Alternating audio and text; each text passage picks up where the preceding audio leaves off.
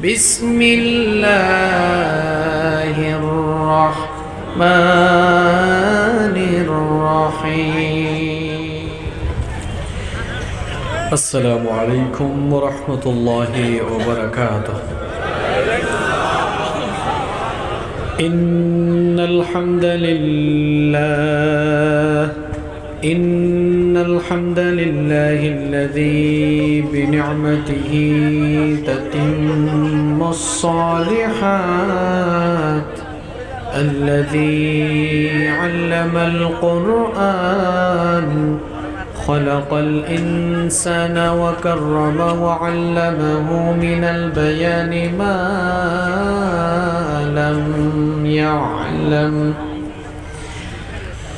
فسبحان الذي لا يحصى امتنانه باللسان ولا بالقلم.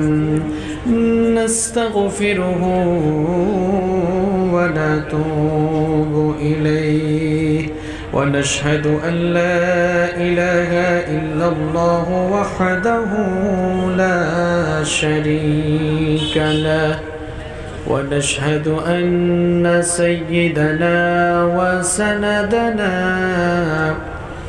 وحبيبنا وطبيبنا وطبيب أرواحنا محمدًا عبد الله ورسوله،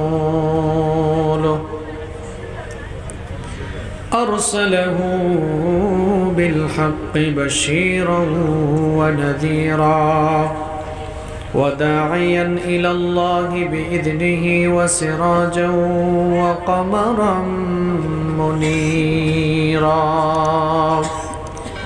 أما بعد، فقد قال الله تعالى في كلامه المجيد وفي فرقانه الحميم: إن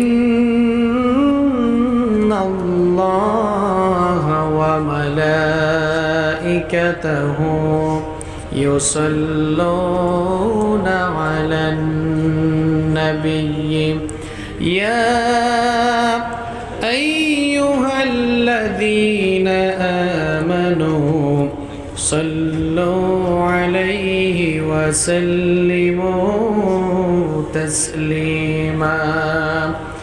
اللهم صل على محمد وعلى آل محمد كما صليت على إبراهيم وعلى آل إبراهيم إنك حميد مجيد. اللهم بارك على محمد وعلى آل محمد كما باركت على إبراهيم وعلى آل إبراهيم إنك حميد مجيد. ربي زدني علما، ربي زدني علما. رب اشرح لي صدري ويسر لي أمري واحلل عقدة من لساني يفقه قولي. سبحانك لا علم لنا إلا ما علمتنا إنك أنت العليم الحكيم. صدق الله العظيم. এসো না আল্লাহর নামে গান গাই, এসো না মন প্রাণ জোড়াই, এসো না মন প্রাণ জোড়াই।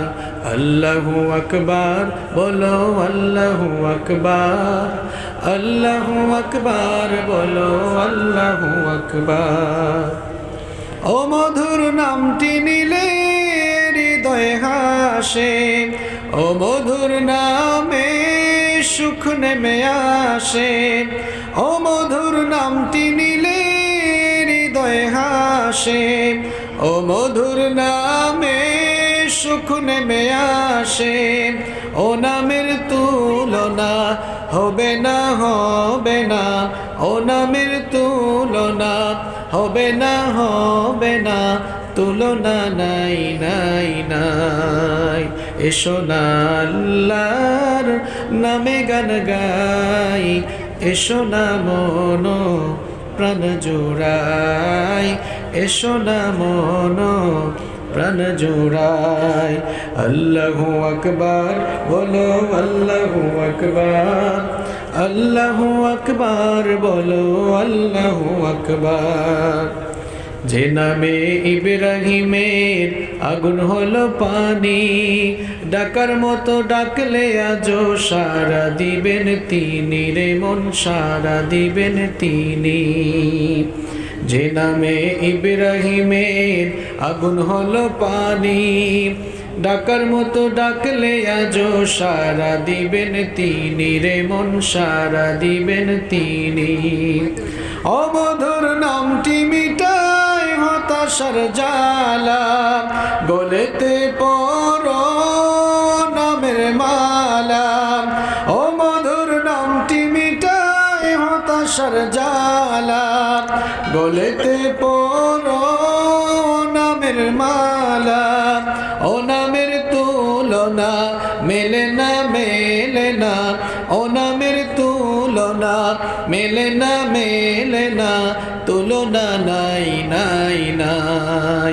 এসো না আল্লাহর নামে গান গাই, এসো না মন প্রাণ জোড়াই, এসো না মন প্রাণ জোড়াই।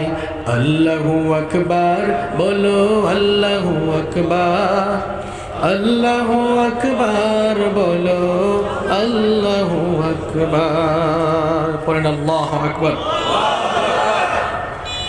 বাংলাদেশে অত্যন্ত সুপরিচিত ঐতিহ্যবাহী লক্ষ্মীপুর জেলার রামগঞ্জ উপজেলার লামচর যুব সমাজের উদ্যোগে আয়োজিত আজকের এই 14তম ঐতিহাসিক তাফসীরুল কোরআন মাহফিলের মুহতারাম স্বনামধন্য সুযোগ্য সভাপতি, ঐতিহ্যবাহী লামচর বাইতুন নূর জামে মসজিদের সম্মানিত সভাপতি জনাব আলহাজ মোহাম্মদ আব্দুর রব চৌধুরী, আতালাল্লাহু উমরাহু ওয়া বারাকাল্লাহু ফি হায়াতিহি। আমরা সবাই বলি আমিন। মাহফিলের সম্মানিত আহ্বায়ক, বিশিষ্ট সমাজসেবক, বিশিষ্ট রাজনীতিবিদ, বাংলাদেশের বৃহত্তম রাজনৈতিক দল বাংলাদেশ আওয়ামী লীগের ৬ নং লামচর ইউনিয়নের সংগ্রামী সভাপতি জনাব আবুল খায়ের ভূঁইয়া, আল্লাহ তাআলা ওনাকে ইসলামের জন্য, কোরআনের জন্য কবুল করুন। আমরা বলি আমিন। মাহফিলে আমার আগে কথা বলেছেন বিশিষ্ট আলেমে দ্বীন, বিশিষ্ট ইসলামী চিন্তাবিদ ও গবেষক, ঐতিহাসিক নারিন্দা সেন্ট্রাল জামে মসজিদের সম্মানিত খতিব মুফতি শাহিদুর রহমান মাহমুদাবাদী সাহেব। আল্লাহ তাআলা ওনার ইজ্জত এবং সম্মান আরও বাড়িয়ে দেন, ওনার ইলম এবং আমলের মধ্যে আল্লাহ তাআলা আরও বারাকা দান করেন। মাহফিলে আপনাদেরকে সুললিত কণ্ঠে ইসলামী সঙ্গীত শুনিয়েছেন বিশিষ্ট গীতিকার ও সুরকার, বাংলাদেশের প্রথিতযশা ইসলামী সঙ্গীত শিল্পী ওবায়দুল্লাহ তারেক এবং আমজাদ হোসেন রিয়াদ ভাই। ইসলামী সংস্কৃতির জন্য যারা কাজ করছেন, আমাদের এই প্রিয় ভাইদের জন্য আমরা দোয়া করছি, আল্লাহ তাআলা যেন তাদের হায়াতের মধ্যে বারাকা দান করেন, তাদের কণ্ঠে যেন আল্লাহ তাআলা বারাকা দান করেন। মাহফিলে উপস্থিত সম্মানিত উলামায়ে কেরাম, বিভিন্ন মসজিদের সম্মানিত ইমাম এবং খতিব সাহেববৃন্দ, মাহফিলে উপস্থিত বিভিন্ন রাজনৈতিক দলের সম্মানিত নেতৃবৃন্দ, সামাজিক নেতৃবৃন্দ, আমার সামনে বসা অত্র এলাকার পার্শ্ববর্তী এবং দূর দূরান্ত থেকে আগত আল্লাহর দ্বীন প্রেমী, কোরআন প্রেমী সর্বস্তরের তাওহীদি জনতা, যুগে যুগে আল্লাহর জমিনে আল্লাহর দ্বীনকে প্রতিষ্ঠার জন্য যারা সবচাইতে বেশি অগ্রণী ভূমিকা পালন করেছেন, আমার প্রাণপ্রিয় যুবক এবং তরুণ ভাইয়েরা, স্কুল, কলেজ, ইউনিভার্সিটি এবং বিভিন্ন মাদ্রাসা পড়ুয়া আমার প্রাণপ্রিয় মেধাবী ছাত্র ভাইয়েরা, মহিলা প্যান্ডেল থেকে এবং ঘরে বসে যারা শুনছেন, আমার শ্রদ্ধেয়া সম্মানিতা মা এবং বোনেরা, উপস্থিত মিডিয়ার প্রাণপ্রিয় কর্মী ভাইয়েরা, প্রাণপ্রিয় রামগঞ্জ তথা লক্ষ্মীপুরবাসী, আপনারা সবাই কেমন আছেন? আলহামদুলিল্লাহ, আমিও আল্লাহ তাআলার অশেষ রহমতে ভালো আছি। আমাদের সবাইকে ভালো রেখেছেন কে? আমাদেরকে সুস্থ রেখেছেন কে? কোরআনের এই মেলায় আমাদেরকে শামিল হওয়ার তৌফিক দিয়েছেন কে? সেই আল্লাহর জন্য হৃদয়ের সবটুকু ভালোবাসা, আবেগ, অনুভূতিকে উজাড় করে দিয়ে শরীরের সকল শক্তি গলার মাঝ বরাবরে আমরা খুশি হয়ে আকাশ বাতাস প্রকম্পিত করে কালিমাতু শুকর আদায় করছি আলহামদুলিল্লাহ। সম্মানিত ভাইয়েরা, রাত অনেক হয়ে গিয়েছে। আপনারা কি ক্লান্ত হয়ে গিয়েছেন? খাওয়া দাওয়া করে এসেছেন সবাই? খান নাই কে কে? হাত তোলেন। আপনি খাইছেন না? অসুবিধা নেই, হাত তুলুন। আমিও খাই নাই, আমিও আপনাদের দলে, অসুবিধা নেই। আমি আসলে আরও আগে আসতে পারতাম, রাস্তা ভাঙা, এদিকে আমি জানতাম না। যাই হোক, শেষ পর্যন্ত আমরা আসতে পেরেছি। কোরআনের এই মাহফিলে আমরা আলোচনায় বসতে পেরেছি আলহামদুলিল্লাহ। আজকের এই প্রোগ্রামটিকে বাস্তবায়নের জন্য যুবক আর তরুণ ভাইয়েরা অক্লান্ত পরিশ্রম করেছেন, খুব কষ্ট করেছেন। যে সকল ভাইয়েরা অক্লান্ত পরিশ্রম করে কষ্ট করে আজকের এই প্রোগ্রামটিকে সাজালেন, আমরা তাদের জন্য দোয়া করছি আল্লাহ তাআলা যেন তাদের এই শ্রম, তাদের এই কষ্ট, তাদের এই মেহনতকে কবুল করে নেন। মাহফিলে আমরা যারা এসেছি, আল্লাহ তাআলা যেন আমাদের সকলের জীবনের গুনাহগুলোকে মাফ করে দেন। In the day of resurrection, কাল কিয়ামতের কঠিন বিভীষিকাময় দিনে রব্বুল আলামিন যেন এই মাহফিলটিকে আমাদের সকলের জন্য নাজাতের ওয়াসিলা বানিয়ে দেন। সম্মানিত ভাইয়েরা, যুবকরা হচ্ছে সৃষ্টিশীল, যুবকরা হচ্ছে ধ্বংসশীল। যুবকরা যদি চায়, তারা তাদের যৌবনের উন্মাদনাকে কাজে লাগিয়ে একটি জাতির উত্থান ঘটাতে পারে।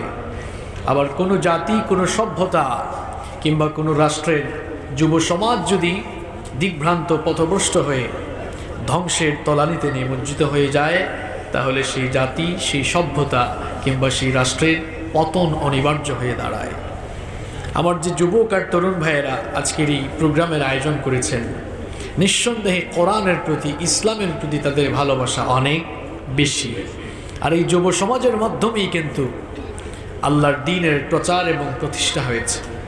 মার খাওয়া ইসলাম শক্তিশালী হয়েছে এই যুবকদের মাধ্যমে।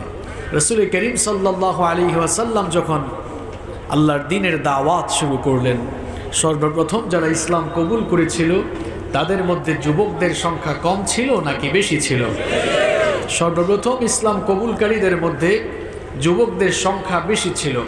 আবার চতুর্দিকে যখন মুসলমানরা মার খাচ্ছে, চতুর্দিকে যখন জুলুম নির্যাতনের স্ট্রিম রুলার চলছে, ঠিক সেই সময় মরা ইসলামকে, দুর্বল ইসলামকে যারা শক্তিশালী করেছিল, তারাও হচ্ছে মুসলিম উম্মার যুবক আর তরুণরা। সাইয়েদনা ওমর ইবনুল খাত্তাব রাদিয়াল্লাহু আনহু যখন ইসলাম কবুল করলেন, তার বয়স ছিল মাত্র 26 বছর।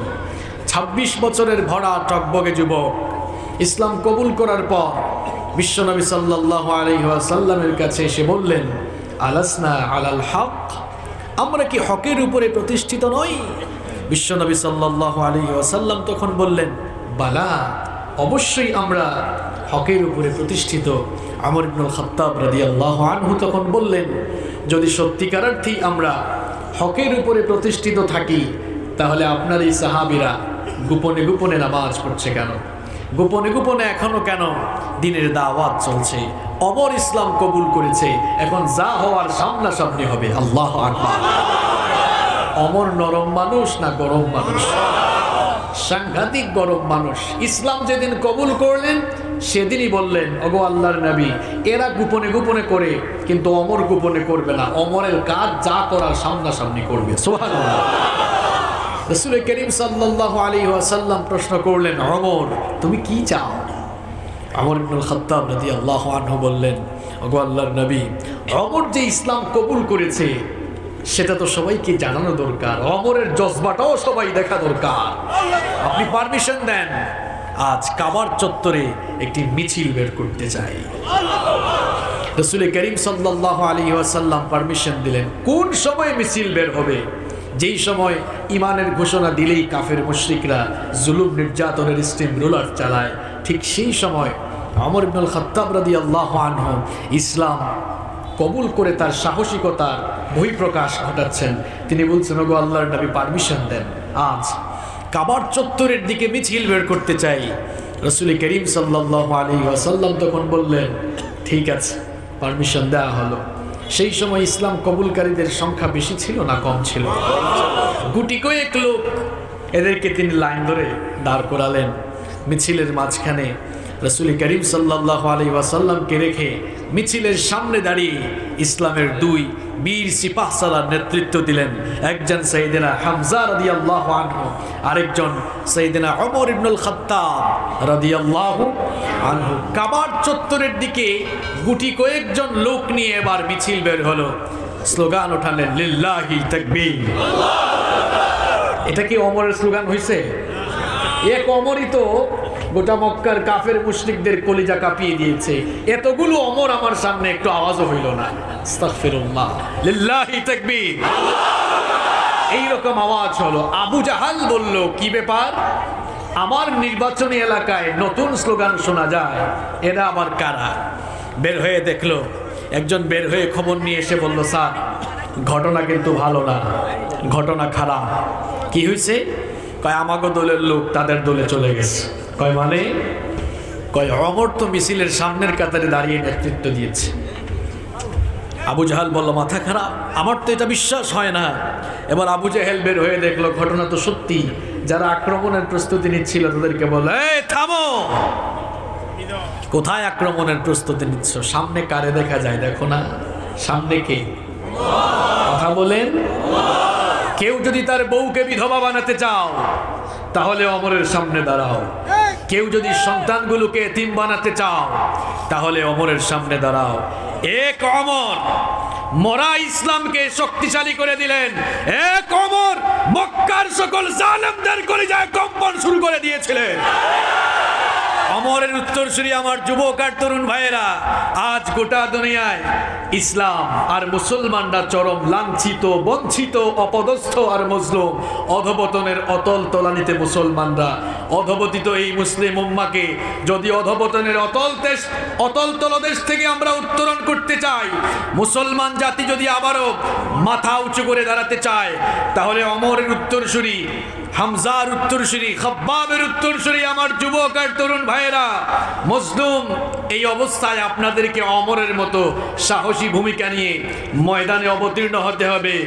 আপনারা যদি ওমরের মতো সাহসী ভূমিকা নিয়ে ময়দানে অবতীর্ণ হয়ে ওমরের মতো সাহসিকতার বহিঃপ্রকাশ ঘটিয়ে আল্লাহু আকবারের ধ্বনিতে দুনিয়ার আকাশ বাতাস প্রকম্পিত করতে পারেন, দেখবেন তামাম দুনিয়ার কোরআন বিরোধী, ইসলাম বিরোধী লোকদের কলিজায় কম্পন সৃষ্টি হয়ে যাবে।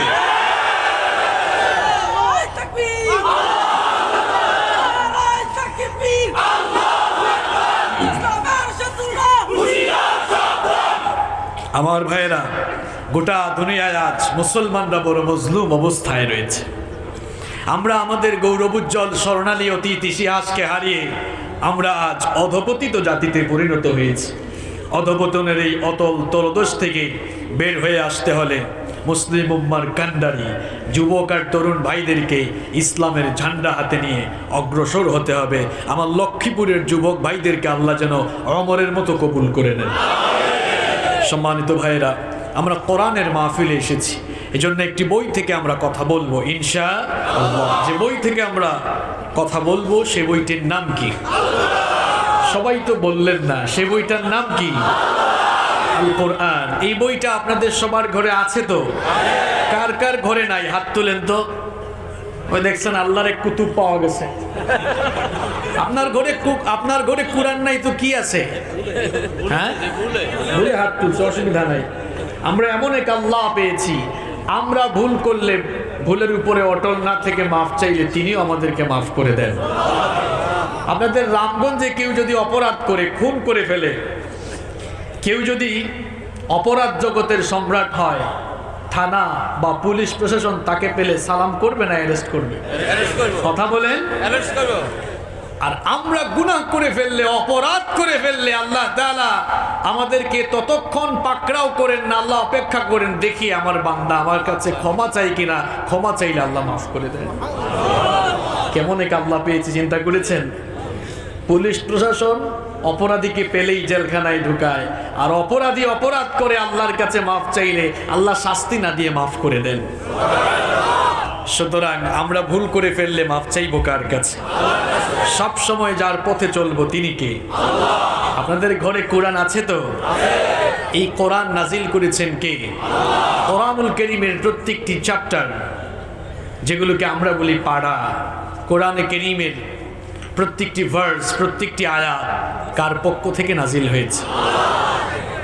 কোরআনুল কারীম, এই কিতাবের মধ্যে কোনো ভুল নেই, কোনো সন্দেহ নেই। আছে? সন্দেহ করার মতো কিছু আছে?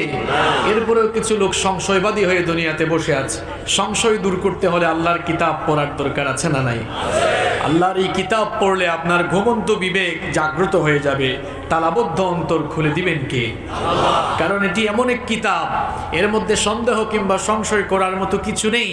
এই কিতাবের শুরুতেই রব্বুল আলামিন জানিয়ে দিয়েছেন, যালিকাল কিতাব লা রাইবা ফিহি হুদাল লিল মুত্তাকিন। This is the book, the most authentic book in this world, whereof there is no doubt about it. এটি এমন একটি কিতাব যার ভেতরে সন্দেহ কিংবা সংশয়ের কোনো অবকাশ নেই। সন্দেহ আছে এ ব্যাপারেও সন্দেহ করা যায় না। আল্লাহু আকবার। আমরা অনেকে বই পাঠ করি, যে কোনো বই পড়লে দেখবেন বইয়ের শুরুতে লেখকের কথা থাকে, সম্মানিত পাঠকবৃন্দ, আমার এই বই পড়তে গিয়ে কোনো ভুল আপনাদের চোখে ধরা পড়লে আমাকে সংশোধনী দিয়েন, পরবর্তী সংস্করণে আমরা এটাকে ঠিক করব। এখন আপনারা বলেন তো, কোরআনুল কারীমের শুরুতে আল্লাহ তাআলা কি বলেছেন? আমার বান্দারা কোরআনের কোনো জায়গায় ভুল টুল পাইলে তোমরা আমারে জানাইও, পরবর্তীতে ঠিক করে দিব। আছে? বরং শুরুতেই তিনি এই কিতাবের অথেন্টিসিটির ব্যাপারে আমাদেরকে জানিয়েছেন, এটি এমন কিতাব যার মধ্যে সন্দেহ কিংবা সংশয়ের কোনো অবকাশ নেই। আমরা আজকে কোরআনের এমন একটি সূরা থেকে কথা বলবো, যেই সূরার মধ্যে রব্বুল আলামিন মানুষের জীবনের সাফল্য আর কল্যাণের জন্য কি কি কাজ করা দরকার, সেই কাজগুলো এই সূরার মধ্যে আল্লাহ তাআলা বলে দিয়েছেন।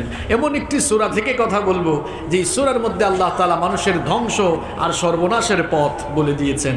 ধ্বংস এবং সর্বনাশের পথ বলে দিয়ে সেই ধ্বংস আর সর্বনাশের পথ থেকে বের হয়ে কোন পথে গেলে মানুষের কল্যাণ হবে, সফলতা আসবে, জানিয়েছেন কে? কারা কারা জীবনে সফলতা চান না? হাত তুলেন তো। ইনশাআল্লাহ সবাই সফলতা চান তো? এবার প্রশ্ন হলো, what do you mean by success? আপনি সফলতা বলতে কি বুঝেন? আমরা অনেকে সফলতা মানে বুঝি প্রচুর টাকা পয়সা ইনকাম করা। আমরা সফলতা মানে বুঝি পড়াশোনা করে উন্নত ক্যারিয়ার গঠন করে জীবনে এস্টাবলিশ হতে পারা। কেউ কেউ মনে করি রাজনীতি করে ক্ষমতায় যেতে পারা, এর নাম সফলতা। এভাবে এক একজন এক এক দৃষ্টিভঙ্গির আলোকে সফলতাকে ডিফাইন করি। সম্মানিত ভাইয়েরা, আমরা যেভাবে যে দৃষ্টিকোণ থেকে সফলতাকে ডিফাইন করি, আমরা শুধুমাত্র দুনিয়াবী সফলতার দিকে দৃষ্টি রেখে সফলতাকে ডিফাইন করি। প্রকৃতপক্ষে সফলতা হলো দুনিয়ায় ইজ্জত সম্মানের সাথে বেঁচে, দুনিয়ায় সুন্দরভাবে বেঁচে থেকে আখেরাতে গিয়েও মুক্তি লাভ করা, এর নাম হচ্ছে আসল সফলতা। এজন্য আল্লাহ তাআলা কোরআনুল কারীমে বলেছেন, ফামান যুহজিহা আনিন নার ওয়া উদখিলাল জান্নাতা ফাকাদ ফাজ। প্রকৃতপক্ষে কিয়ামতের দিন যারা আল্লাহর জাহান্নামের আগুন থেকে বেঁচে জান্নাতে ঢুকতে পারলো, তারাই হচ্ছে সফল কাম। আপনারা বলেন তো, যার কোটি কোটি টাকা আছে, গাড়ি বাড়ি ইন্ডাস্ট্রি, টাকা পয়সা, হোটেল, ধন দৌলত, রাজনীতি, ক্ষমতা সব আছে, শেষ পর্যন্ত জাহান্নামে গেল, লোকটাকে আপনারা সফল বলবেন নাকি ব্যর্থ বলবেন?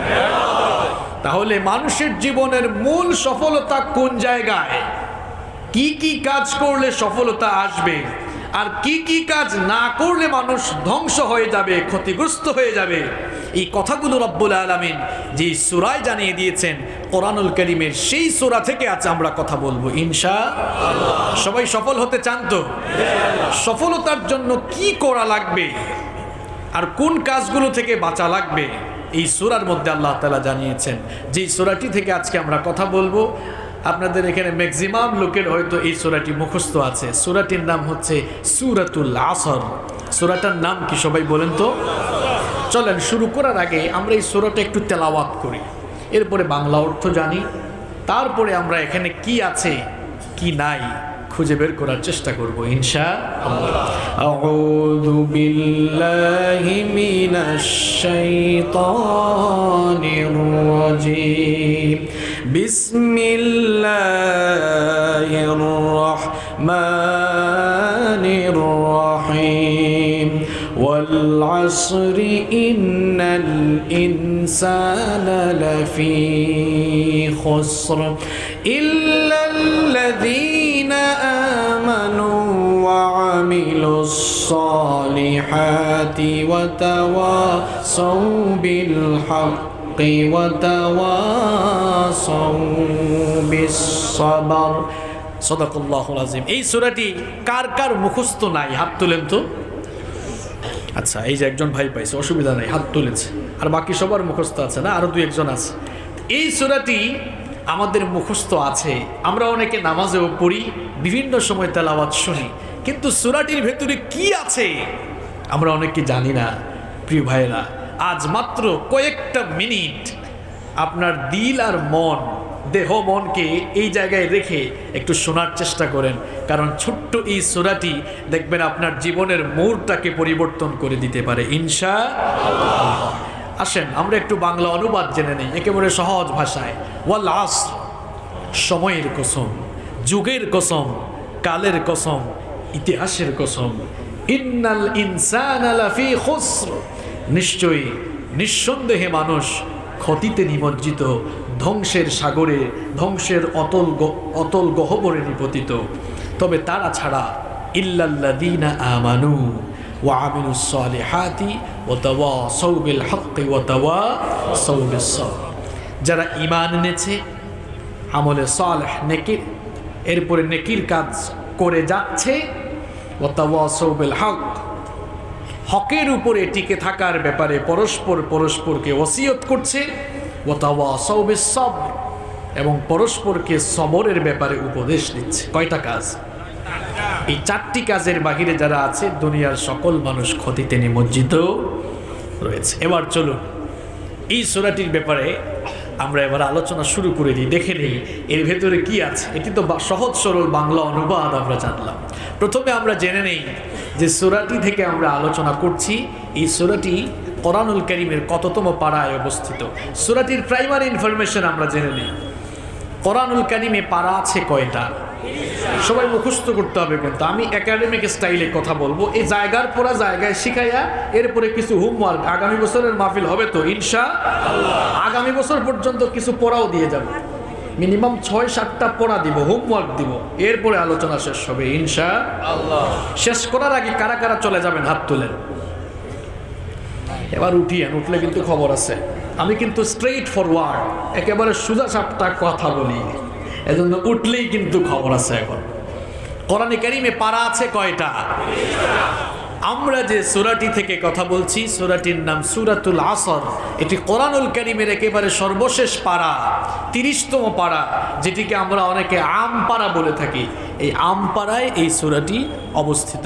কোরআনুল কারীমের সূরাগুলোর যে সিরিয়াল নাম্বার আছে, সেই সিরিয়াল নাম্বার অনুযায়ী এই সূরাটি হচ্ছে 103 নাম্বার সূরা।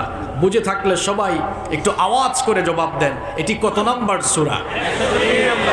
এই সূরার রুকু সংখ্যা হচ্ছে মাত্র 1। রুকু সংখ্যা কত?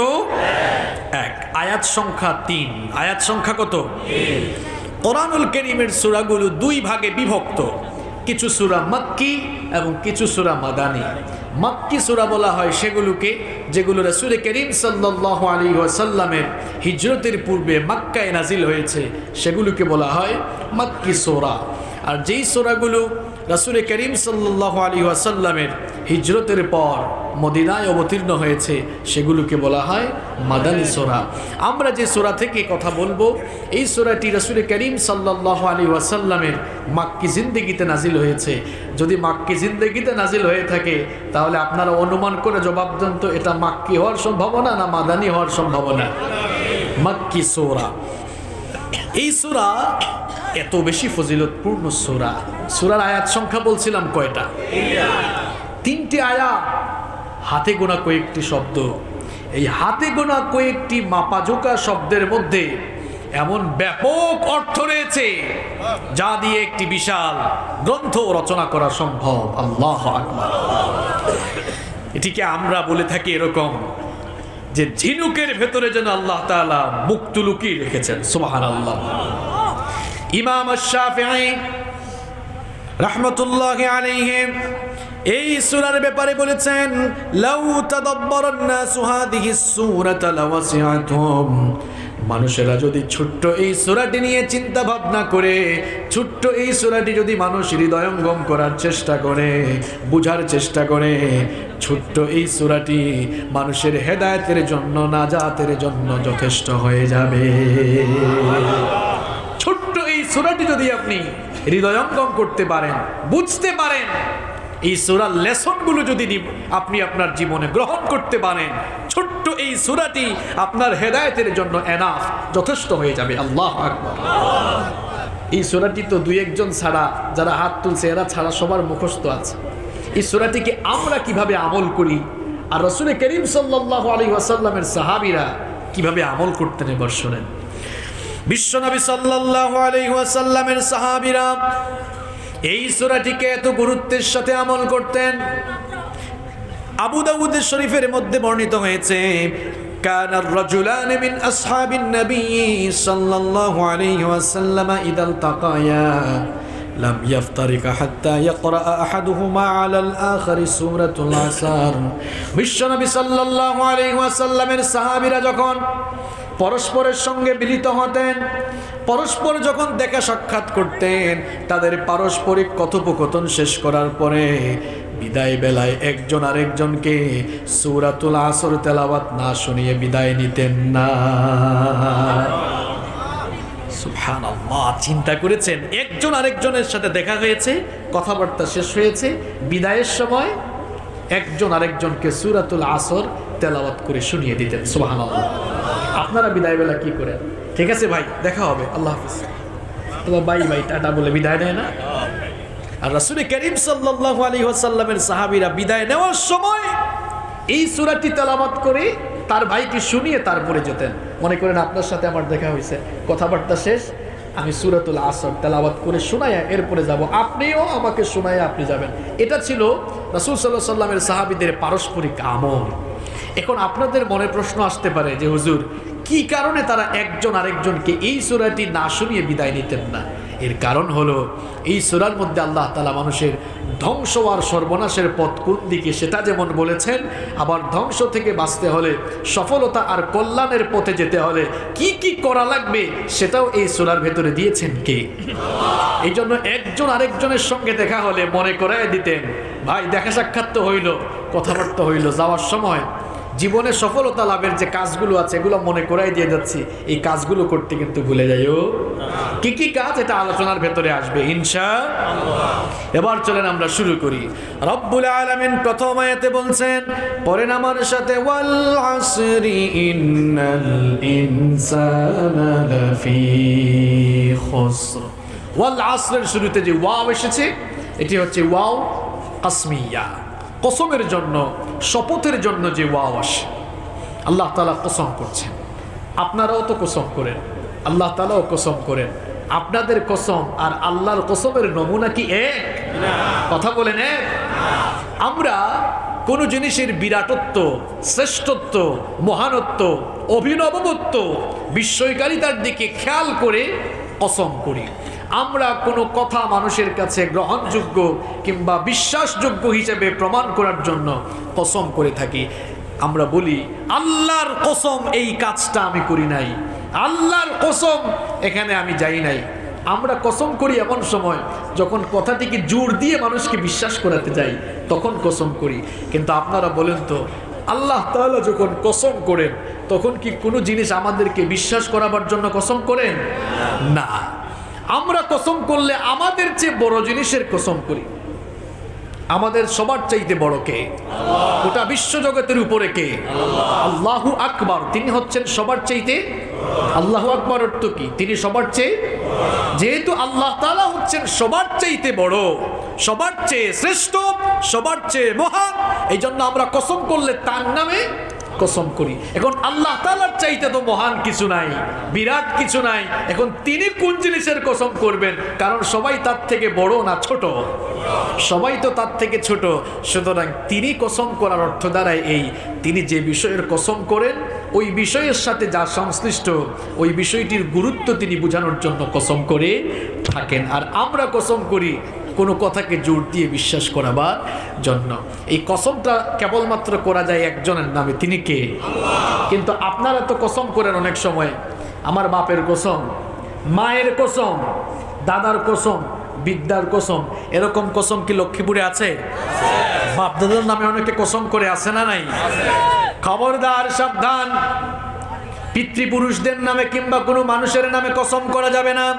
বিশ্বনবী সাল্লাল্লাহু আলাইহি ওয়াসাল্লাম সাবধান করে বললেন, আলা ইন্নাল্লাহা আযজা ওয়া জাল্লা ইয়ানহাকুম আন তাহলিফু বিআবাইকুম ফামান কানা হালিফান ফালইহলিফ বিল্লাহি আও লিয়াসমুত।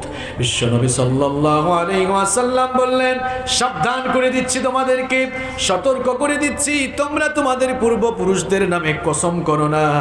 যদি কসম করার দরকার হয়, শপথ করার দরকার হয়, তাহলে আল্লাহর নামে শপথ করো, আল্লাহর নামে কসম করো, অথবা চুপ করে বসে থাকো। কসম করতে হবে কার নামে? আবার বিশ্বনবী সাল্লাল্লাহু আলাইহি ওয়াসাল্লাম বললেন, মান হালাফা বিগাইরিল্লাহি ফাকাদ আশরাকা। যেই লোক আল্লাহ ছাড়া আবার অন্য কারো নামে কসম করলো, সে সরাসরি আল্লাহর সাথে শিরক করলো। তাহলে কসম করলে কার নামে কসম করতে হবে? সূরাটা শুরু করি নাই, মাত্র ওয়াল আসরি ওয়াও শুরু করছি। কিছু লোককে শয়তান কাতুকুতু দিয়ে অলরেডি তুলা শুরু করে দিয়েছে। কেন জানেন? কারণ শয়তান কোনোদিনও চায় না সফল হওয়ার এই চারটা কাজ নিয়ে আপনি বাড়ি যান। কারণ আপনি যদি সফলতার রাস্তায় হাঁটেন, শয়তানের লাভ না শয়তানের লস? কথা বলেন। শয়তান তার লস করতে চায় না, এজন্য শয়তান যাদেরকে তার দিকে নিয়ে যেতে চায় তাদেরকেই খুশাখুশি করে কাতুকুতু দিয়া এখান থেকে উঠানোর চেষ্টা করে। আর শয়তানের কাছে যারা পরাজয় বরণ করে কোরআনের মাহফিল থেকে উঠবে, এদেরকে কি বলবেন আপনাদের ভাষায়?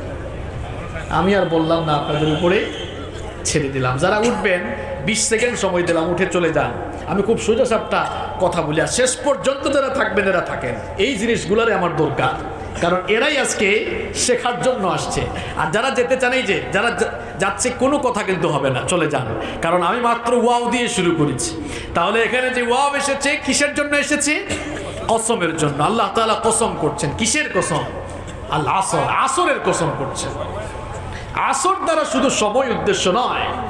মুফাসসিরিনে কেরাম এই আসর শব্দকে ব্যাখ্যা করতে গিয়ে কেউ কেউ বলেছেন, আসর মানে আসরের ওয়াক্ত, আসরের একটা নামাজের সময় আছে না?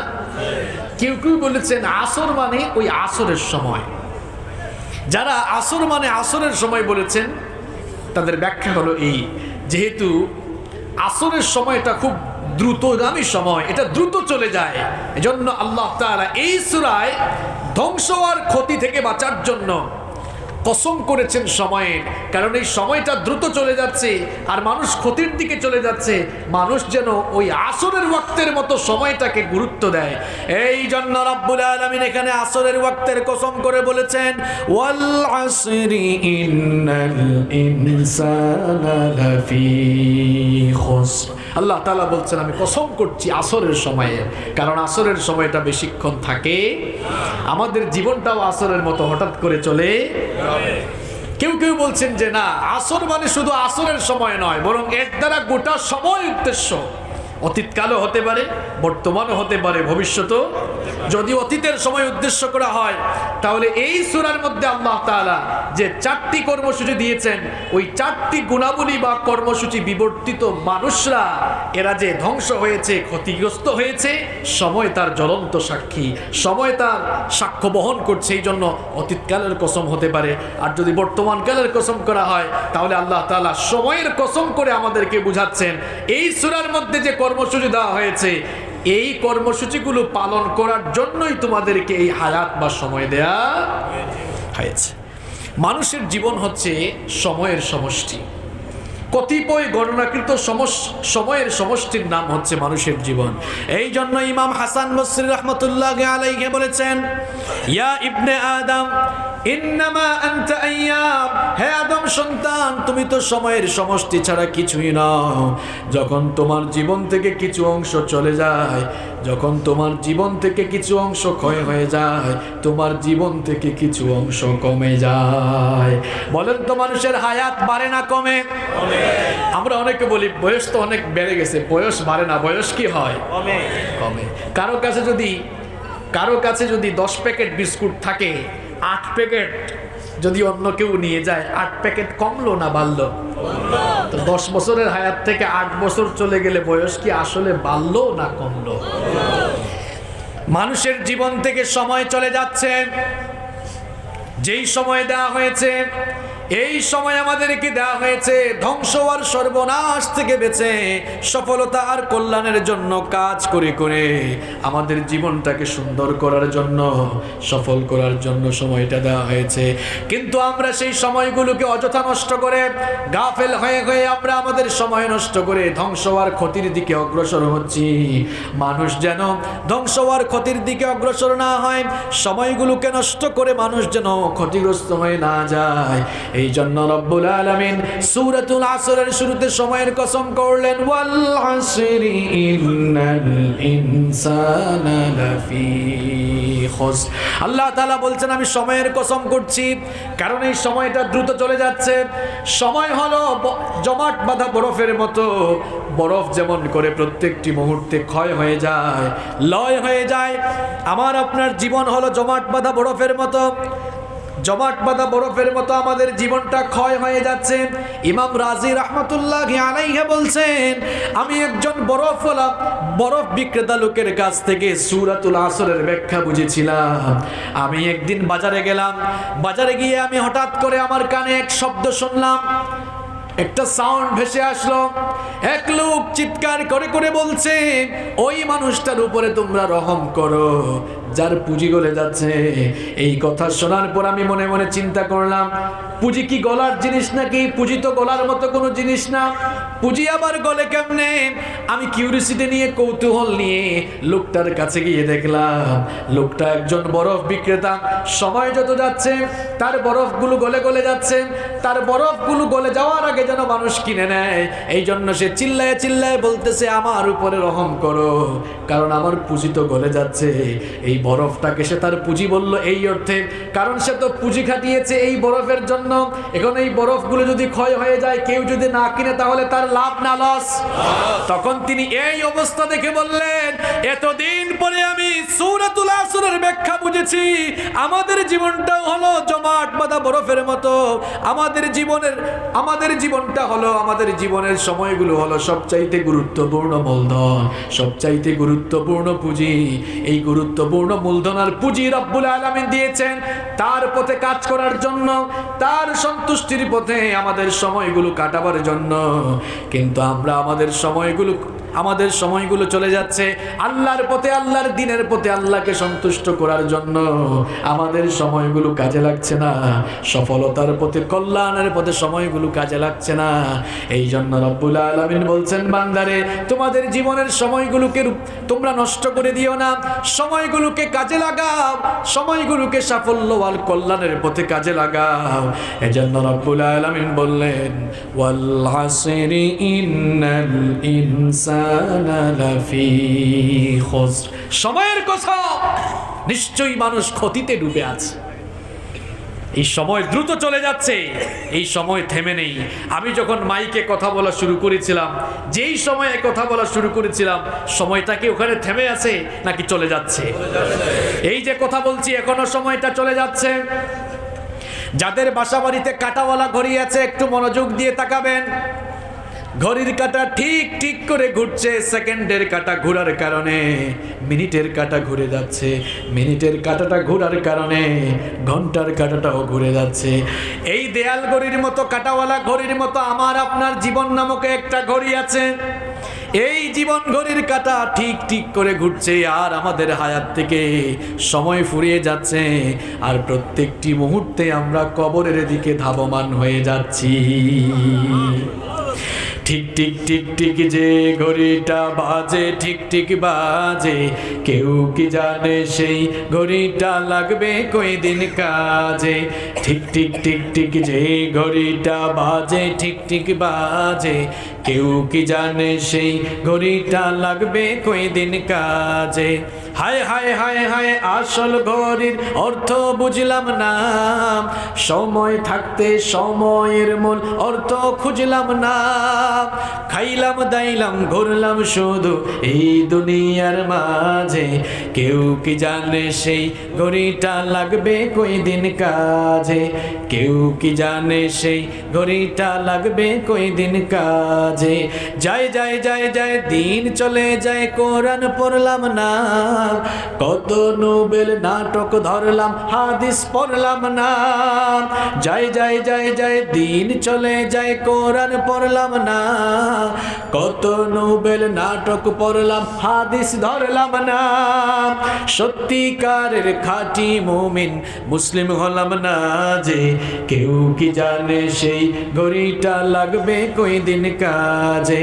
কেউ কি জানে সেই ঘড়িটা লাগবে কয়দিন কাজে। আমাদের জীবন ঘড়ির কাঁটা ঘুরছে, প্রতিনিয়ত ঘুরছে, আর আমাদের জীবন থেকে গুরুত্বপূর্ণ সময়গুলো কমিয়ে দিয়ে আমাদেরকে কবরের দিকে ধাবমান করে দিচ্ছে। আমাদের জীবনটা হচ্ছে পরীক্ষার হলের মতো। পরীক্ষার হলে ঢুকলে প্রত্যেকটি মুহূর্তে সময় কমে যায় না বেড়ে যায়?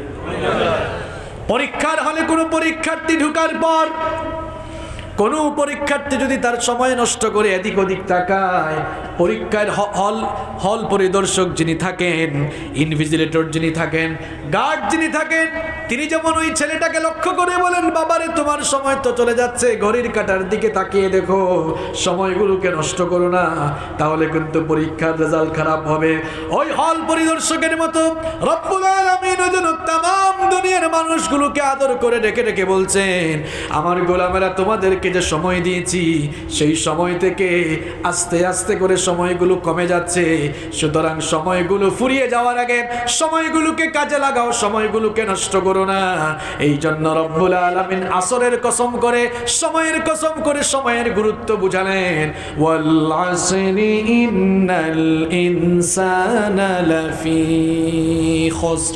আমি কসম করছি সময়ের, ইন্নাল ইনসানা লাফি খুসর, নিশ্চয়ই সমগ্র মানুষ, সমগ্র মানবতা ক্ষতিতে নিমজ্জিত। ইনসান এর ভিতরে সকল ধর্মের সকল বর্ণের মানুষরা পড়ে যায়। আল্লাহ তাআলা বলেন নাই যে নিশ্চয়ই মুসলমানরা ক্ষতিতে আছে, বলেন নাই হিন্দুরা ক্ষতিতে, খ্রিস্টান বৌদ্ধরা ক্ষতিতে, বলেছেন সকল মানুষ ক্ষতিতে নিমজ্জিত হয়েছে। এখানে মুসলমানরাও যেমন সন্নিবেশিত হয়েছে, সকল ধর্মের সকল বর্ণের মানুষ সন্নিবেশিত হয়েছে। অর্থাৎ এরপরে যেই কর্মসূচি বা যে গুণাবলীর কথা বলা হয়েছে, সেই কর্মসূচি সেই গুণাবলী যাদের জীবনে থাকবে না, তারাই ধ্বংস আর ক্ষতির মধ্যে নিমজ্জিত। এবার খেয়াল করেন মূল কথাগুলো আমি শুরু করছি। আল্লাহ তাআলা বলছেন এই সূরায় যে চারটি কর্মসূচি বা চারটি গুণের কথা বলা হয়েছে, এই চারটি কাজ যাদের জীবনে থাকবে না, চারটি গুণাবলী যাদের জীবনে থাকবে না, এরা ছাড়া দুনিয়ার সমস্ত মানুষ কিসে নিমজ্জিত? ক্ষতি। ক্ষতি মানে কি? ক্ষতি মানে জাহান্নাম। ক্ষতি মানে জাহান্নাম। এবার ধ্বংস, সর্বনাশ আর ক্ষতি থেকে এক নম্বরে বাঁচতে পারবে তারা আল্লাযীনা আমানু, ঈমান এনেছে যারা। কারণ আপনারা বলবেন হুজুর আমাদেরকে তো ঈমানের ওয়াজ করার দরকার নাই, আমরা তো ঈমানদার হয়েই আছি। আমরা কি হয়ে আছি? ঈমানদার হয়ে আছি। আমরা কেমন ইমানদার হলাম? ইমানটাকে আমরা কিভাবে বুঝলাম? আমরা ইমানের দাবি করলাম, মিথ্যা বললাম। আমরা ইমানের দাবি করলাম, সুদ ঘুষের কারবারি হলাম। আমরা ইমানের দাবি করলাম, ব্যবসাতে 2 নম্বরই করলাম। আমরা ইমানের দাবি করলাম, আমরা মানুষের উপরে জুলুম করলাম। আমরা ইমানের দাবি করলাম, মাদকাসক্ত হয়ে গেলাম। মুখ দিয়ে ইমানের দাবি করে ইমানের বিপরীত কাজ করে যেই ইমানের দাবি করা হয়, এর নাম ইমানদারি নয়, এর নাম বেঈমানি, এর নাম মুনাফিকি। এখানে যে 4টি কর্মসূচির কথা বলা হয়েছে, বুঝতে হবে আপনাকে। আল্লাযীনা আমানু, যারা ঈমান এনেছে। ঈমানটা হচ্ছে আসল। ঈমান হচ্ছে আসল। ঈমান না থাকলে কোনো আমল আল্লাহর কাছে কবুল হয় না। এক লোক ঈমান নাই, 5 ওয়াক্ত নামাজ পড়ে আল্লাহকে সাজদা দেয়, কোনো সওয়াব পাবে না। কেন পাবে না? কেন পাবে না? ঈমান ছাড়া রমজান মাসে রোজা রাখলে সওয়াব পাওয়া যাবে না। তাহলে বোঝা গেল ঈমানটা হচ্ছে আসল, ঈমানটা হচ্ছে মূল, ঈমানটা হচ্ছে ফাউন্ডেশন। ঈমান নামক ফাউন্ডেশনের উপরে ভিত্তি করে ইসলামের ইমারতটা দাঁড়িয়ে আছে। ইসলামের আগে হচ্ছে ঈমান, ঈমানের পরে হচ্ছে ইসলাম। কথা বুঝেন আগে, ইসলামের আগে হচ্ছে ঈমান, ঈমানের পরে হচ্ছে ইসলাম। পৃথিবীতে আল্লাহ তাআলা যত নবী এবং রাসূল পাঠিয়েছেন, সমস্ত নবীরাই পৃথিবীতে এসে ঈমানের দাওয়াত দিয়েছিলেন। ঈমান আনবেন কিসের প্রতি? তাওহীদের উপরে, রিসালাতের উপরে, আখিরাতের উপরে।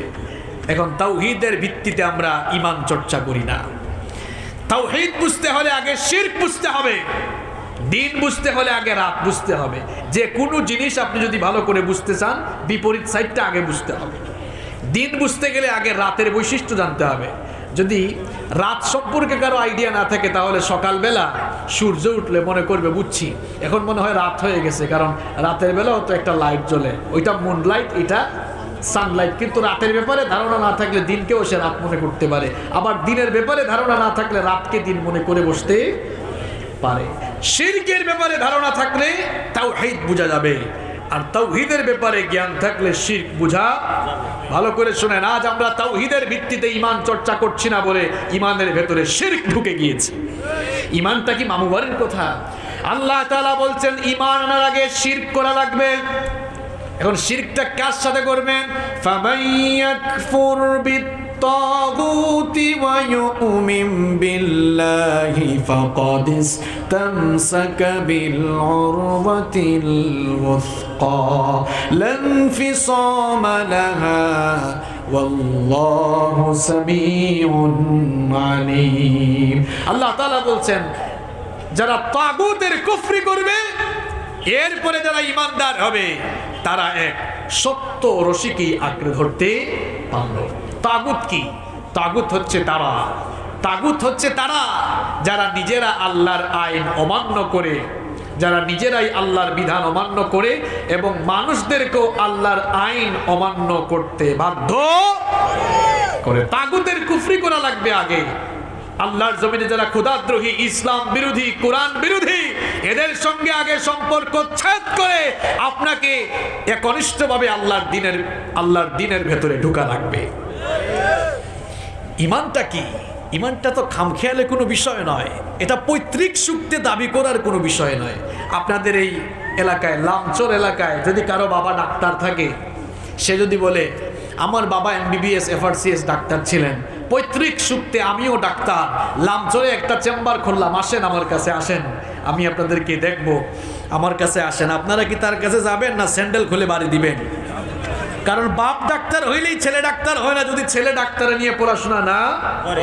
ঠিক তেমনি ভাবে মুসলমানের ঘরে জন্ম নিলেই কিন্তু মুসলমান হওয়া যায় না। মুসলমানিত্বের কাজ যদি আপনার জীবনে ফুটে না ওঠে, ঈমানটা আপনাকে বুঝতে হবে। ঈমানদার কারা? মুমিন কারা? মুমিনদের পরিচয় রব্বুল আলামিন কোরআনে কারীমের বিভিন্ন জায়গায় খুব সুন্দর করে দিলেন। ইন্নামাল মুমিনুনা আল্লাযীনা ইযা যুকিরাল্লাহু ওয়াজিলাত কুলুবুহুম ওয়া ইযা তুলিয়াত عليهم آياته زادتهم إيمانا وعلى ربهم يتوكلون। কোরআনে কারীমের ৮ নম্বর সূরা সূরাতুল আনফালের ২ নম্বর আয়াতে রব্বুল আলামিন বললেন, নিশ্চয়ই মুমিন তো তারা, ঈমানদার তারা, যাদের সামনে যাদের কাছে আল্লাহর জিকির, আল্লাহর স্মরণ হলে পরে আল্লাহর ভয়ে তাদের দিলটা কেঁপে ওঠে। এখন আয়াতের সাথে আপনি আপনার জীবনটা মিলান তো। আপনি কথা বলার সময় মিথ্যা কথা বলছেন, আল্লাহর কথা স্মরণ করে আপনার দিল কাঁপে না? আপনি যখন কথা বলেন, মানুষের চুগলখুরি করেন, গীবত করেন, আল্লাহর ভয়ে অন্তরটা কম্পিত হয় না? আপনি যখন ব্যবসা করেন, ব্যবসার মধ্যে ২ নাম্বারই করলেন, আল্লাহর ভয়ে হৃদয়টা আপনার কম্পিত হলো না? আপনি সুদের সাথে সম্পর্ক রাখলেন, ঘুষের সাথে সম্পর্ক রাখলেন, দুর্নীতির সঙ্গে জড়িয়ে গেলেন, মুখ দিয়ে ঈমানের কথা বললেন, কিন্তু আল্লাহর ভয়ে অন্তরটা কম্পিত হলো না, দিলের মধ্যে ভয় জাগলো না, অন্যায় পথে চললেন। এইভাবে মুখ দিয়ে ঈমানের দাবি করে আল্লাহর ভয়ে দিল প্রকম্পিত না হয়ে অন্যায় কাজ করতে থাকা, অন্যায় পথে চলতে থাকা, এর নাম ঈমানদারি নয়, এর নাম হচ্ছে মুনাফিকি। এর নাম কি? কারণ মুনাফিক বাহিরে এক, ভেতরে মুনাফিক বাহিরে বলে একটা, করে মিথ্যা মনে হয় আমরা বলি না? মিথ্যা আমরা কতভাবে বলি দেখেন। ফোন আসছে, আছে লামচরে, কয় আমি তো রামগতিতে, আছে না নাই? আবার ছেলেকে শিক্ষা দিচ্ছে, বাবা তুমি খাতায় লিখো, সত্য মানুষকে মুক্তি দেয়, মিথ্যা মানুষকে ধ্বংস করে। ঠিক এমন সময় দরজায় কে জানে নক করছে। কেউ আব্দুল খালেক বাড়িতে আছো নাকি? ছেলেকে বললো, দেখো তো দরজায় কে কোরআন আসছে। কয় পাশের বাড়ির আব্দুল জব্বার চাচা আসছে। কয় বাবা রে, দরজা খুলে বলো আব্বা বাড়িতে নাই। আব্বা কিসে নাই? ছেলে বলল, বাবা একটু আগেই তো শিখালেন সত্য মানুষকে মুক্তি দেয়, মিথ্যা মানুষকে ধ্বংস করে, এখন মিথ্যা বলতে বলতেছেন কেন? বলল, বাবা রে, আগে তুই নিজে আমাকে মিথ্যা বলে আমারে মুক্তি দে, এরপরে তোর এই বাক্য শোনাইস আমারে। এরকম মিথ্যার চর্চা আমরা করছি। মিথ্যা কি শুধু আমরা মুখ দিয়ে বলি? কত অ্যাঙ্গেলে মিথ্যা বলি। ব্যবসায়ী ভাইরা জিনিস দেখায় বলে, কয় ভাই একেবারে ১ নাম্বার জিনিসটা আপনাকে দিচ্ছি, ২ নম্বরও তো হইতে পারে। এক ভাই আমাকে একদিন বললো, হুজুর আপনাকে কেনা দামে দিয়ে দিচ্ছি। কেনা দামে দিয়ে দিবে এমন ব্যবসায়ী আছে নাকি? হতে পারে আমার সাথে মহব্বতের কারণে দিয়ে দিচ্ছে, কিন্তু কিছু বিক্রেতা তো এরকম আছে, সবাই আসলে বলে ভাই আপনাকে দেখে ভালো লাগছে, কেনা দামে দিয়ে দিচ্ছে। এটা কি মিথ্যা হলো না? এটা কি মিথ্যা হলো না? আবার আপনি এক জিনিস দেখাইয়া বলতেছেন এই জিনিসটাই ওইটা, তাকে মিথ্যা বলে কি দিচ্ছেন? ধোঁকা দিচ্ছেন। আপনি তো ঈমানদার হলে কখনো আপনার আমলের মধ্যে মিথ্যা থাকতে পারতো না।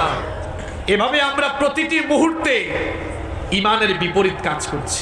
আল্লাহ তাআলা বলছেন, ধ্বংস থেকে, সর্বনাশ থেকে, ক্ষতি থেকে, জাহান্নাম থেকে যদি বাঁচতে চাও, ঈমানের ঘোষণা দিয়ে ঈমানের পথে অটল থাকতে হবে, অবিচল থাকতে হবে। ঈমানটা হচ্ছে আল ইকরার বিল লিসান, মুখ দিয়ে ঘোষণা দেওয়া, ওয়া তাসদীক বিল জিনান, অন্তর দিয়ে তা বিশ্বাস করা, অন্তরে লালন করা, অন্তরে ঈমানকে লালন করে জাগ্রত রেখে, ওয়া আমালুম বিল আরকান, আপনার কাজের মাধ্যমে তা প্রতিফলিত করা।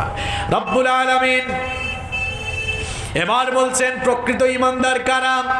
ঈমানের দাবিতে সত্যবাদী কারা? শোনো শোনো, ইন্নামাল মুমিনুনা আল্লাযীনা আমানু বিল্লাহি ওয়া রাসূলিহি সুম্মা লাম ইয়ারতাবু ওয়া জাহাদু বিআমওয়ালিহিম ওয়া আনফুসিহিম ফি সাবিলিল্লাহ ওয়া উলাইকা হুমুস সাদিকুন। আল্লাহ তাআলা বলছেন, নিশ্চয়ই মুমিন তারা, ঈমানের দাবিতে সত্যবাদী ঈমানদার তারা, আল্লাহ আর রাসূলের উপর ঈমান এনে যারা তাতে কোনরূপ সন্দেহ পোষণ করে নাই, জান আর মাল দিয়ে যারা আল্লাহর রাস্তায় জিহাদ করেছে, জীবন পরিচালনা করেছে, এরাই হচ্ছে প্রকৃত ঈমানদার। আবার অন্য আয়াতে আল্লাহ তাআলা বলেছেন, ইন্নাল্লাহা আশতারা মিনাল মুমিনিনা আনফুসাহুম বিআন্না লাহুমুল জান্নাহ। আল্লাহ তাআলা ঈমানদারদের জান আর মালকে কিনে নিয়ে, জান আর মালের বিনিময়ে আল্লাহ তাদেরকে তার জান্নাত বিক্রি করেছে। সুবহানাল্লাহ। বিক্রি করা মানে কি বুঝেন? একটা জিনিস বুঝলে এই আয়াতের ব্যাখ্যা বুঝে ফেলবেন। মনে করেন এই ভাই আমার কাছে এই ফোনটা বিক্রি করলেন, বিক্রি করার পরে এই ফোনটা উনার না আমার, উনি আমার কাছে বিক্রি করেছেন, এখন জিনিসটা উনার হয়ে গেল না আমার কাছে বিক্রি করার পর ফোনটা এখন উনার মতো চলবে না আমি আমার মতো চালাবো? আমার মতো চালাবো। আল্লাহর কাছে যদি আপনি আপনার জান মাল বিক্রি করে দেন, তাহলে বলেন আপনার জীবন যৌবন আর আপনার মতো চলবে না আল্লাহর মতো চালাতে হবে? আপনি যদি আল্লাহর কাছে বিক্রি করে দেন, তাহলে তো আজান হলে আপনার মতো আপনি ঘরে বসে থাকতে পারবেন না, আজান হলে আপনাকে মসজিদে দৌড়াতে হবে। আপনি যদি আপনার জীবনকে আল্লাহর কাছে বিক্রি করে দেন, তাহলে আল্লাহর বিধান অনুযায়ী আপনি সুদ খাবেন না, ঘুষ খাবেন না। আচ্ছা বলেন তো, টাকা দিয়ে কেউ কি কখনো খারাপ জিনিস কিনে? কথা কন না কেন? আপনারা নগদ টাকা দিয়ে কখনো পচা মাছ কিনবেন? নগদ টাকা দিয়ে পচা তরকারি কিনবেন? তো আল্লাহর কি ঠেকা পড়ছে যে আপনার পচা জানমাল নিয়ে আল্লাহ তার জান্নাত দিবে? আপনি মিথ্যা বলবেন, চুরি করবেন, ডাকাতি করবেন, অন্যায় পথে চলবেন, হারামখুরি করবেন, আপনার এই পচা জান আর মাল নিয়ে আল্লাহ জান্নাত দিবে আপনাকে? আল্লাহর কি ঠেকা পড়ছে নাকি? আপনি যেমন নগদ টাকা দিয়ে পচা জিনিস কিনতে চান না, ঠিক তেমনি ভাবে আল্লাহ তাআলা আপনাকে জান্নাত দিয়ে আপনার পচা জানমানও আল্লাহ কিনতে চান। এই জন্য আপনার জীবন যৌবনকে কার পথে কাজে লাগাতে হবে? ঈমান এনে ঈমানের দাবি অনুযায়ী ঈমানের পথে অটল অবিচল থেকে ঈমানের দাবি পূরণ করা লাগবে। রব্বুল আলামিন এই কথাই সূরাতুল আসরের শুরুতে বললেন। ধ্বংস থেকে, ক্ষতি থেকে, সর্বনাশ থেকে বাঁচতে হলে ঈমান এনে ঈমানের দাবি পূরণ করে ঈমানের পথে চলতে হবে। ঈমান এনে ঈমানের পথে যারা অবিচল থাকবে, অটল থাকবে, রব্বুল আলামিন এবার কোরআনে কারীমের 41 নম্বর সূরা হামিম আস-সাজদা এর 30 নম্বর আয়াতে তাদের ব্যাপারে সুসংবাদ দিয়ে বললেন, ইন্নাল্লাযীনা ক্বালু রাব্বুনাল্লাহু থুম্মা ইসতাকামু তাতানাজ্জালু আলাইহিমুল মালাইকা আল্লা তাখাফু ওয়া লা تحزنوا وأبشروا بالجنة التي كنتم توعدون। আল্লাহ তাআলা বলছেন, নিশ্চয়ই যারা ঘোষণা করেছে আল্লাহ আমার রব, আওয়াজ করে বলেন তো আমাদের রব কে? যারা ঘোষণা করেছে আল্লাহ আমার রব, আর সেই রবের পথে যারা অটল থেকে অবিচল থেকে জীবন পরিচালনা করে, তাদের মৃত্যুর সময় ফেরেশতা নাজিল হয়ে বলে, আল্লাহর বান্দা তোমার জন্য কোনো ভয় নেই, তোমার জন্য কোনো চিন্তা নেই, চিরদিনের জন্য আল্লাহর জান্নাতের সুসংবাদ তুমি গ্রহণ করো। সুবহানাল্লাহ। দেখেন সফলতার কথা কি বলেছিলাম? সফলতা হলো সেটা যেই সফলতা দুনিয়া এবং আখিরাতকে ইন্ডিকেট করে। তাহলে ঈমান এনে ঈমানের পথে চললে দুনিয়ায় যেমন সফলতা, আখিরাতেরও আগাম সুসংবাদ আছে না নাই? দিচ্ছেন কে? ধ্বংস থেকে, ক্ষতি থেকে বাঁচতে হলে এক নাম্বার যে কাজ করতে হবে, ঈমান এনে ঈমানের পথে চলতে। 2 নম্বর হলো ওয়াবিলুস সালিহাত, আমলে সালেহ করতে হবে। আমলে সালেহ দ্বারা সকল নেকির কাজকে এর অন্তর্ভুক্ত করা হয়েছে। ঈমানবিহীন নেক আমলের কোনো মূল্য যেমন আল্লাহর কাছে নেই, তেমনি আমলবিহীন ঈমানেরও কোনো মূল্য আল্লাহর কাছে নেই। একটা লোক যতই ভালো কাজ করুক না কেন, তার মধ্যে ঈমান না থাকলে তার প্রতিফল, তার জাযা, তার পুরস্কার সে আল্লাহর কাছ থেকে পাবে না। এই জন্য রব্বুল আলামিন কোরআনে কারীমের যত জায়গায় আমলে সালেহ এর কথা বলেছেন, আমলে সালেহ এর আগেই ঈমানের কথা বলেছেন। যেমন আল্লাহ তাআলা বলেছেন, ইন্নাল্লাযীনা আমানু ওয়া আমিলুস সালিহাতি কানাত লাহুম জান্নাতুল ফিরদাউসি নুজুলা খালিদিনা ফিহা লা ইয়াবগুনা আনহা হিওয়ালা। আল্লাহ তাআলা বলছেন, নিশ্চয়ই যারা ঈমান এনেছে, ঈমান আনার পরে যারা নেকির কাজ করে যাচ্ছে, ভালো আমল করে যাচ্ছে, আমি তাদের জন্য ওয়াদা করছি, তাদের মেহমানদারির জন্য 1 নম্বরের জান্নাত, জান্নাতুল ফেরদাউস প্রস্তুত রেখেছি। তাহলে ঈমানের সাথে নেক আমল থাকলেই পুরস্কার পাওয়া যায়। মনে করেন একজন লোক প্রচুর পরিমাণ দান সদকা করলো, ঈমান নাই, আল্লাহর কাছ থেকে পুরস্কার পাবে? পাবে না। হয়তো দুনিয়ার মানুষের কাছ থেকে বাহবা পাবে, যশ খ্যাতি অর্জন করতে পারবে, কিন্তু আল্লাহর কাছ থেকে কোনো পুরস্কার গ্রহণ করার সুযোগ। ঈমান আর নেক আমল হলো বীজ আর বৃক্ষের মতো, বীজ ছাড়া কি বৃক্ষ হতে পারে?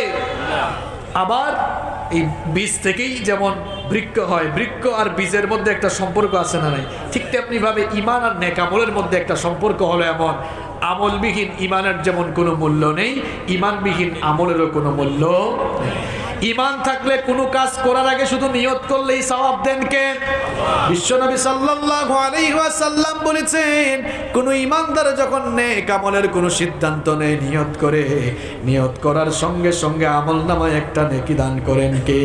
আর যখন নিয়ত করার পর কাজটা সম্পন্ন করে ফেলবে, একটা ভালো কাজের জন্য 10টি নেকি আল্লাহ আমলনামায় দান করে দিবে। তাহলে ঈমান থাকলে আমলের প্রতিফল পাওয়া যায়। আল্লাহ তাআলা বললেন, ধ্বংস থেকে, সর্বনাশ থেকে, ক্ষতি থেকে বাঁচবে তারা, 1 নম্বরে ঈমান এনেছে যারা, আর 2 নম্বরে ঈমান আনার পর নেকির কাজ করে।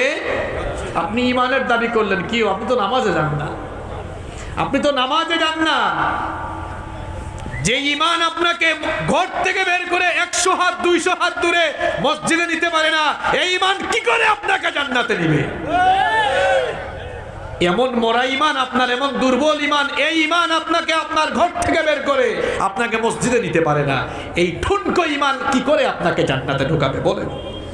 আমলবিহীন ঈমানের কোনো দাম আল্লাহর কাছে নাই, আবার ঈমানবিহীন কোনো আমলের মূল্য আল্লাহর কাছে। একটি আরেকটির পরিপূরক। আল্লাহ তাআলা এই সূরার মধ্যে ধ্বংস থেকে, ক্ষতি থেকে বাঁচার জন্য কি কি কাজ করতে হবে এই সূরায় বললেন। 1 নাম্বার আমরা পেলাম, ঈমান এনে ঈমানের পথে অবিচল থাকতে হবে। আর 2 নাম্বার, ঈমানের বহিঃপ্রকাশ ঘটিয়ে নেকির কাজ করতে। ধ্বংস থেকে, ক্ষতি থেকে বাঁচতে হলে, সফলতা এবং কল্যাণ পেতে হলে কয়টা কাজ করতে হবে? কয়টা কাজ করতে হবে বলছি? কয়টা? 2টা বললাম। কয়টা বাকি আছে? কয়টা বাকি? 2টা কিন্তু খুব সেনসিটিভ, শুনবেন তো ইনশাআল্লাহ। যারা উঠাউঠি করতেছেন, আল্লাহর ওয়াস্তে তাদের যাওয়ার সম্ভাবনা আছে, চলে যান। আমার মাহফিলের ইতিহাসে মনে হয় এই প্রথম কোনো অগোছালো পরিবেশ আমি লক্ষ্য করেছি। আমি আপনাদের এখানে আসার আগে কমলনগরে প্রায় 1.5 থেকে 2 ঘন্টা কথা বলেছি, একটা মানুষকে আমি উঠা বসা করতে দেখি নাই।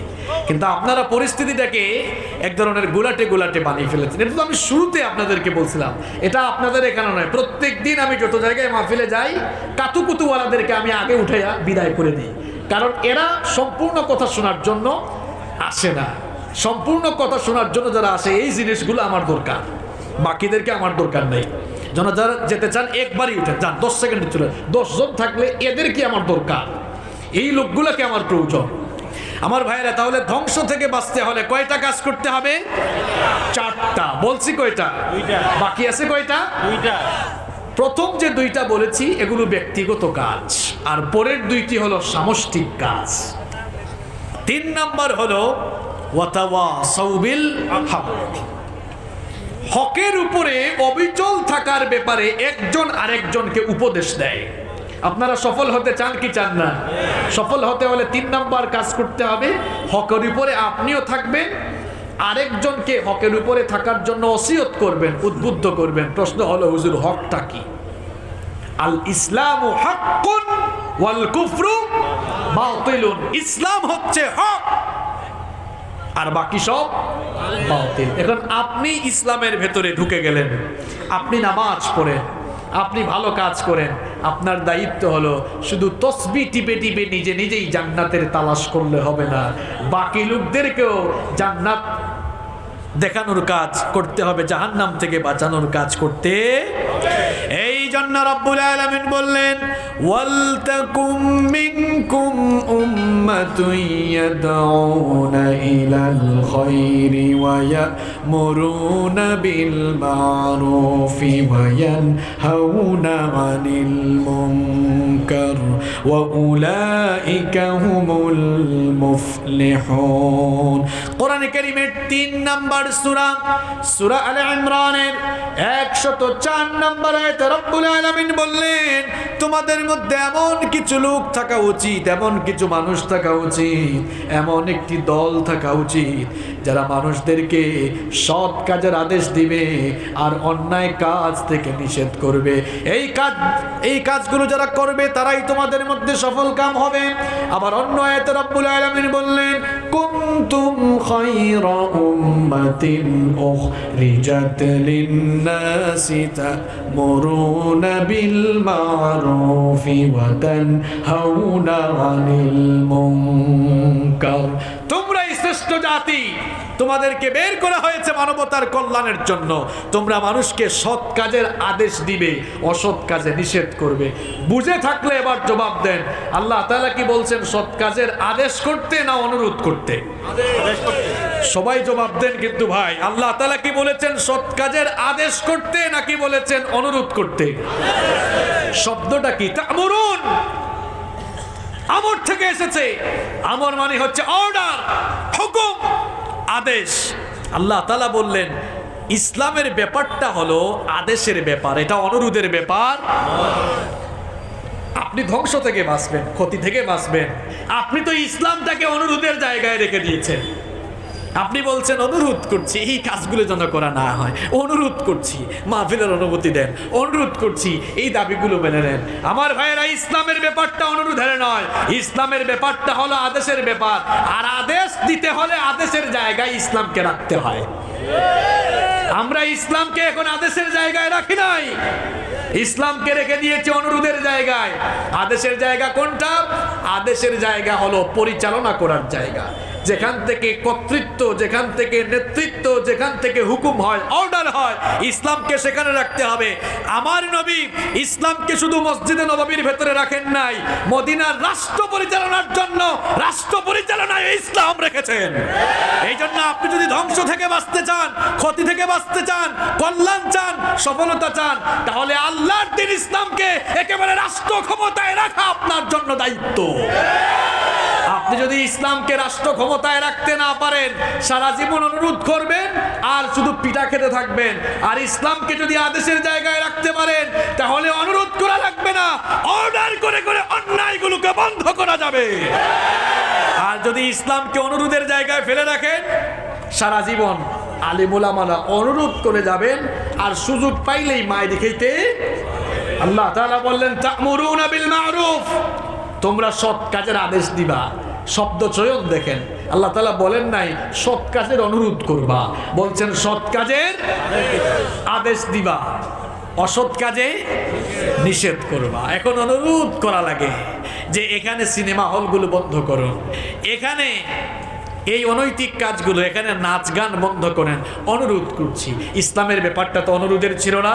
ইসলামের ব্যাপারটা হলো এমন, যেখানেই অন্যায় দেখবে মুসলমানরা অন্যায়কে বাধা দিয়ে অন্যায়কে নির্মূল করবে।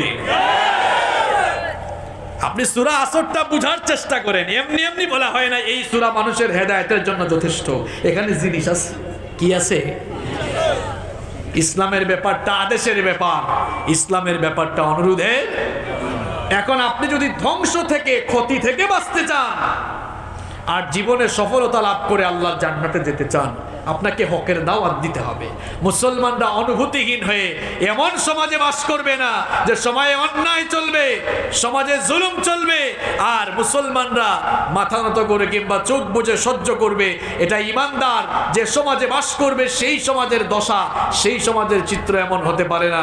বরং ইমানদাররা যেই সমাজে থাকবে, না হোক সেই সমাজে ইমানদাররা চলতে দিবে না। অন্যায় দেখলে ইমানদাররা নিজ হাতে অন্যায়কে নির্মূল করবে। এটা ইমানদারদের দায়িত্ব। এই দায়িত্ব যদি আপনি পালন না করেন, বিপদ আছে না নাই? বিপদ আছে না নাই? কিচ্ছা কাহিনী নয়, বুখারী শরীফের হাদিস। রাসূল করিম সাল্লাল্লাহু আলাইহি ওয়াসাল্লাম বলেছেন, এই কথা বলা যাবে না, চুপ। রাসূল করিম সাল্লাল্লাহু আলাইহি ওয়াসাল্লাম বলেছেন, চোখের সামনে অন্যায় দেখে যারা চোখ বুজে সহ্য করে, এদের উদাহরণ হলো 2 তলা জাহাজের যাত্রীদের মতো। ভালো করে বুঝেন, এদের উদাহরণ হলো 2 তলা জাহাজের যাত্রীদের মতো। নিচের তলার লোকেরা প্রয়োজনে উপরের তলায় উঠানামা করে, এই জন্য উপরের তলার লোকেরা বিরক্ত হয়ে গেল। নিচের তলার একজন রেগে তখন বলল, আমরা কাজে উপরে উঠি বলে তোমরা এত রাগ করো, ঠিক আছে, আমাদের পানির দরকার যখন হবে তখন আমরা জাহাজ ছিদ্র করে আমরা এখান থেকে পানি সংগ্রহ করব। লোকটা যদি এরপরে জাহাজ ছিদ্র করে আরম্ভ করে দেয়, আর জাহাজ যদি ছিদ্র হয়ে যায়, তাহলে সে কি একা ডুববে না সবাই মরবে? ভালো করে বুঝে শুনে জবাব দিচ্ছেন তো?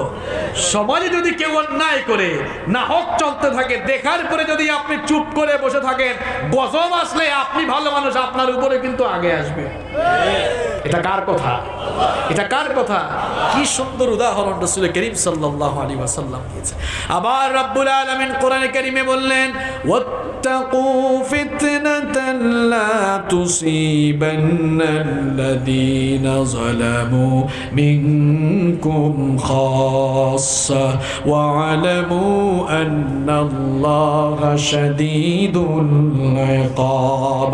কোরআনে কারীমের 8 নম্বর সূরা সূরাতুল আনফালের 25 নম্বর আয়াতে রব্বুল আলামিন বললেন, সেই সকল মুসিবত থেকে নিজেরা সাবধান হও, সতর্ক হয়ে যাও, যেই সকল মুসিবত শুধুমাত্র মুসিবতের কারণ যারা তাদের উপরে আসবে না, বরং যারা সহ্য করবে, অন্যায় দেখার পরেও যারা সহ্য করবে, তাদের উপরেও মুসিবত নেমে আসবে। রব্বুল আলামিন এবার দাউদ আলাইহিস সালামের জামানার সুন্দর একটি ঘটনা কোরআনে তুলে দিয়েছেন।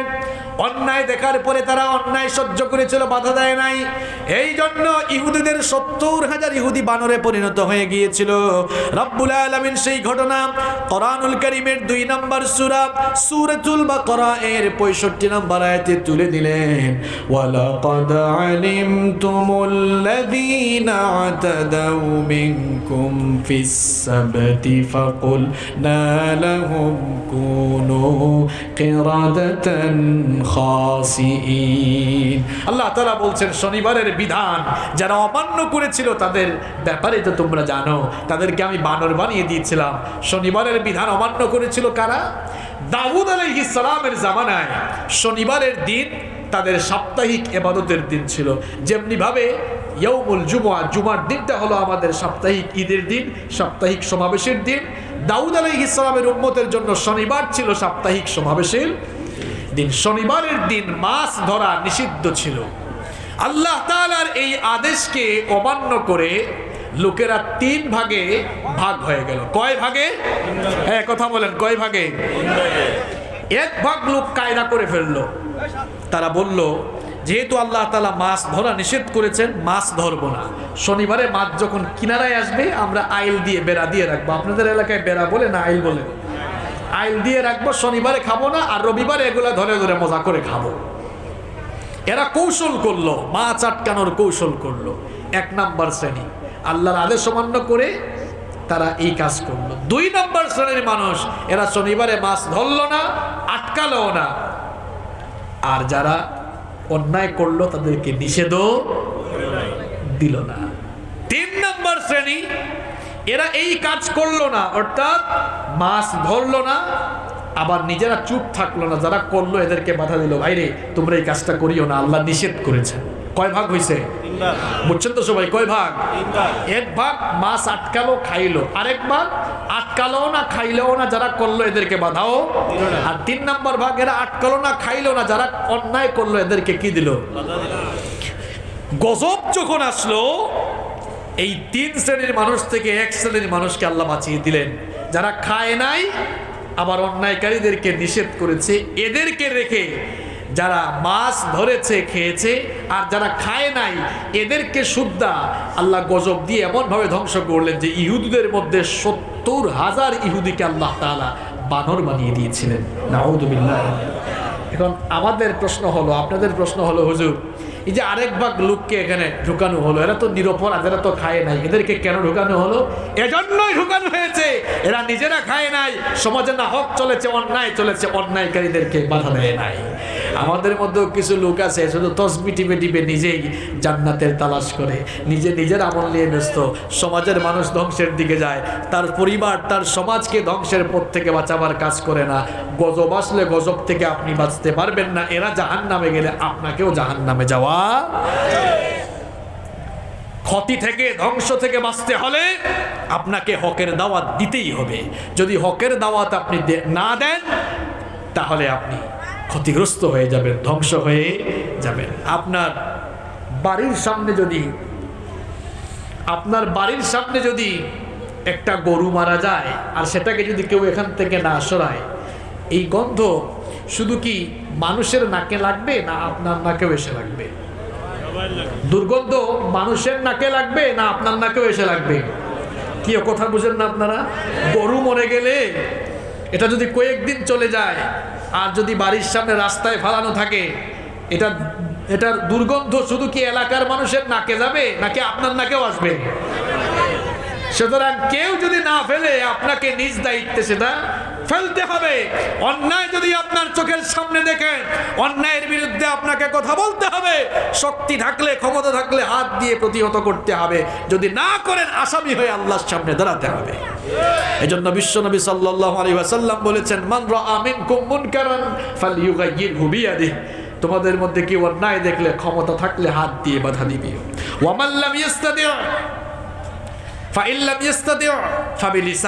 শক্তি না থাকলে জবান দিয়ে বাধা দিবে, কথা বলবে অন্যায়ের বিরুদ্ধে। আর যদি তাও না থাকে তাহলে অন্তর দিয়ে কি করবে?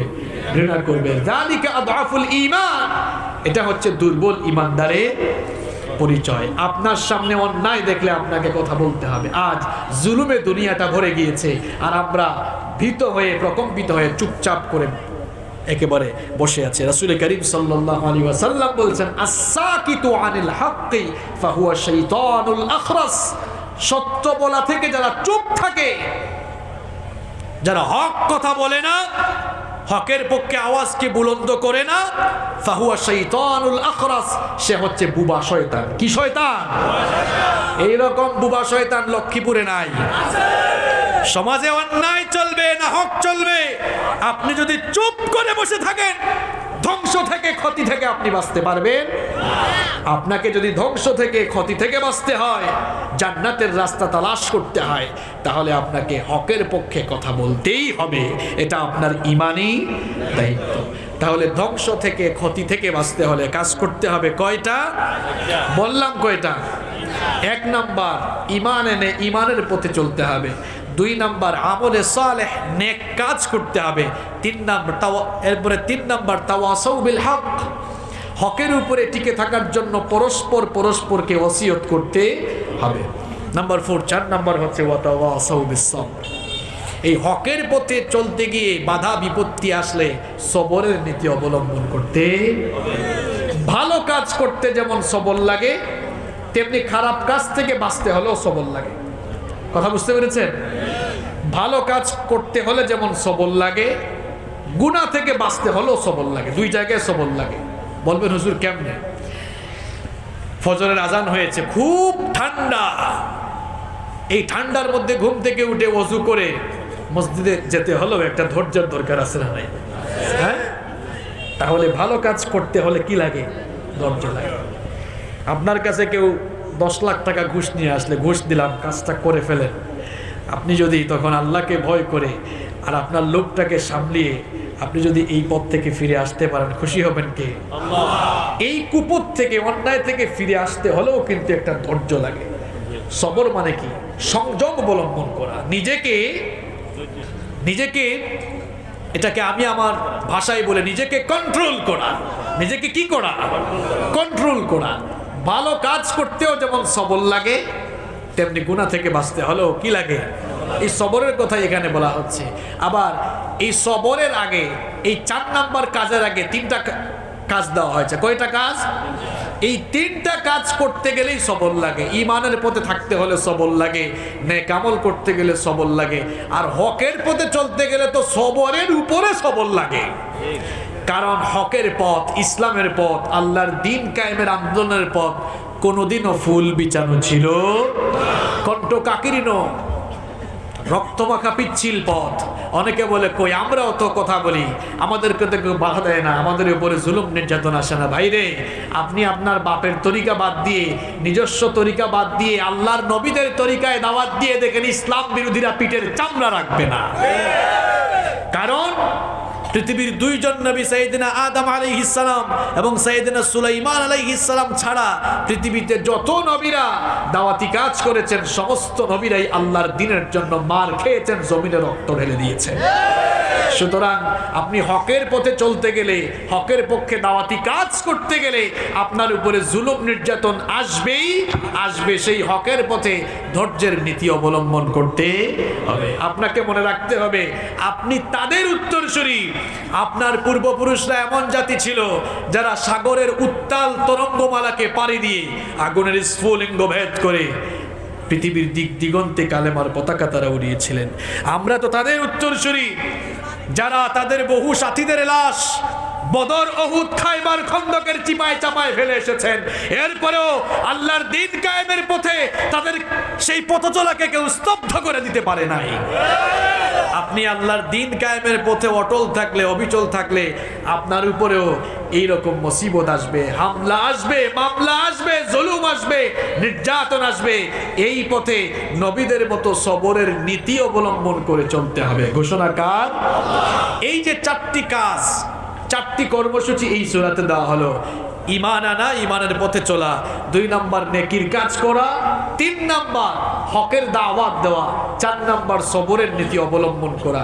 এই চারটি কাজ যাদের জীবনে নাই, সে হিন্দু হোক, বৌদ্ধ হোক, খ্রিস্টান হোক, মুসলমান হোক, আর যে ধর্মের মানুষ হোক, সে নির্ঘাত ক্ষতিতে পড়ে যাবে। আর এই চারটি কর্মসূচি যারা জীবনে গ্রহণ করবে, যে ধর্মের আর যে বর্ণেরই হোক, সে সফল হয়ে আল্লাহর জান্নাতে চলে যাবে। সুবহানাল্লাহ। যে ধর্মের আর যে বর্ণের, এই জন্য বললাম 1 নাম্বার কাজ করলে তো আর সে অন্য ধর্মের থাকে না, কি হয়ে যায়? ঈমানদার হয়ে যায়। তাহলে এই চারটি কাজ যাদের জীবনে থাকবে না, আল্লাহ তাআলা শুরুতে কি বললেন? ওয়াল আসর ইন্নাল ইনসানা লাফি, নিশ্চয়ই সকল মানুষ ক্ষতিতে রয়েছে এই 4 শ্রেণী ছাড়া, কিংবা এই 4টি গুণাবলী বিবর্জিত মানুষ ছাড়া। তাহলে এই 4টি কর্মসূচি আমার আপনার সকলের জীবনে থাকার দরকার আছে না নাই? আগামী বছরের মাহফিলের আগ পর্যন্ত এই 4টা সবক যেন আপনাদের সবার থাকে, যে আমরা আমাদের জীবনকে এই 4টি কর্মসূচির আলোকে পরিচালনা করব। 1 নাম্বার হচ্ছে আমরা ঈমানের পথে নিজেদেরকে অবিচল রাখবো। 2 নাম্বার যথাসাধ্য আমরা নেকির কাজ করব। 3 নাম্বার আমরা হকের দাওয়াত দিব। 4 নাম্বার আমরা এই 3টি কাজ করতে গিয়ে যত ধৈর্যের পরাকাষ্ঠা প্রদর্শন করতে হয়, আমরা ধৈর্যের সর্বোচ্চ পরাকাষ্ঠা প্রদর্শন করব ইনশাআল্লাহ। এই 4টি কাজ করলে ধ্বংস থেকে, ক্ষতি থেকে, জাহান্নাম থেকে আমাদেরকে বাঁচিয়ে জান্নাত দিবেন কে? আল্লাহ। এই 4টি কাজ জীবনে গ্রহণ করতে পারবো তো ইনশাআল্লাহ? আল্লাহ আমাদেরকে তৌফিক দান করেন। কারা কারা এই 4টি কাজ করবেন না, আবার হাত তোলেন। এই 4টি কাজ কারা কারা, 4টি কর্মসূচি জীবনে গ্রহণ করে জীবনটাকে পরিচালনা করবেন? দুহাত তুলে আল্লাহকে দেখান। মাশাআল্লাহ। এই 4টি কাজ যদি আপনারা করতে পারেন, হাতগুলো নামান। এই 4টি কাজ করতে পারলেই দুনিয়ায় সফল, আখিরাতেও। দেখি আবার একটা ফাইনাল টেস্ট হয়ে যাক, ফাইনাল এক্সাম। 1 নাম্বার কাজটা কি? 1 নাম্বার কাজটা কি? ঈমানটা কি বাপ দাদার থেকে দাবি করা বিষয়, না কাজের মাধ্যমে প্রমাণ করার বিষয়? তাহলে 1 নাম্বার পেলাম ঈমান, 2 নাম্বার আমল। কি আমল? বদামল না নেক আমল? 3 নাম্বার মানুষকে হকের দাওয়াত দেওয়া। এই জন্য হকের দাওয়াত যারা দেয় তাদের সাথে শামিল হয়ে যাওয়া, আল্লাহর দ্বীন কায়েমের আন্দোলন যারা করে তাদের সাথী হয়ে যাওয়া। আল্লাহ কবুল করেন। আর 4 নাম্বার হলো এই 4টি কাজ করলেই সফলতা দিবেন কে? আল্লাহ তাআলা আমাদের সকলকে কবুল করেন। কেউ উঠবেন না, এতক্ষণ বসছেন, মোনাজাত করে বাড়ি যান। মাহফিল কমিটির কোনো বক্তব্য থাকলে শুনবো, না থাকলে সরাসরি মোনাজাত। আচ্ছা, মোনাজাত। আল্লাহুম্মা আমিন। ربنا ظلمنا أنفسنا وإن لم تغفر لنا وترحمنا لنكونن من الخاسرين ربنا اصرف عنا عذاب جهنم إن عذابها كان غراما ربنا هب لنا من أزواجنا وذرياتنا قرة أعين وجعلنا للمتقين إماما رب العالمين